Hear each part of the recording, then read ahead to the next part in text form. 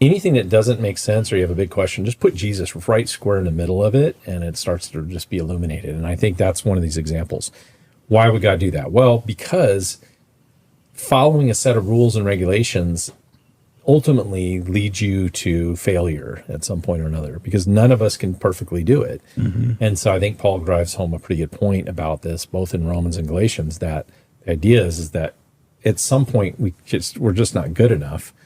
And therefore it leads us wondering, gosh, isn't there something else? And then when Jesus gives himself for that, and we don't have to do that anymore, it's very attractive because we realize, oh, wow, I can have a relationship with God just by faith instead of having to try to earn it. That's a great answer. So I think that's part of it. But you could, I think it goes deeper too, in that I think the things that God gave the Jewish people and the world, some of those things are taught, it says the whole world kind of thing. It's not just the Jewish people, but when we're talking about the laws, some of those things he gave, I think he gave because he loved them and he loves us.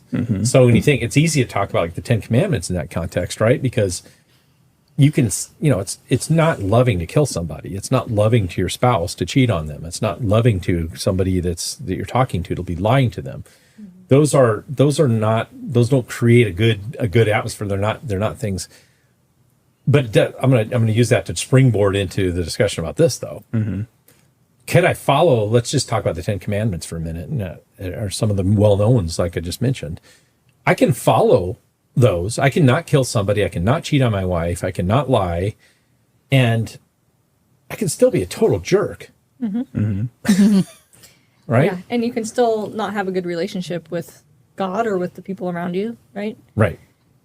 I kind of think of it this way. You can be like, not saved. I could Absolutely. Not steal from my neighbor, but did I do anything beneficial to the situation?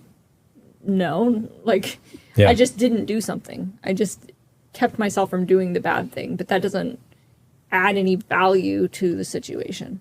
Yeah. Right. And yet so that's limiting, because you could say, well, I didn't cross any of the laws, but you also didn't do anything else, right? Yeah. You didn't it's like one thing not to cheat on your wife. What if you, instead of just not cheating on her, what if you actually loved her every day and just were enamored with her and isn't that a lot better? Exactly. And isn't that infinitely larger? Isn't that unlimited?